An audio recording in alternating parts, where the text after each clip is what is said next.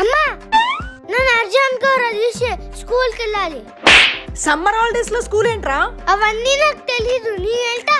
సర్లే, ఏదైనా special class మాట్లాడి ట్యూషన్ పెట్టిస్తా. అయితే నాకు కొత్త స్కూల్ బ్యాగ్ కావాలి.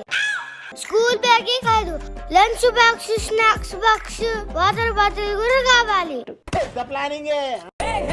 ఏంట్రా ఈ సంవత్సరం కూడా కొత్త బ్యాగ్ కావాలా?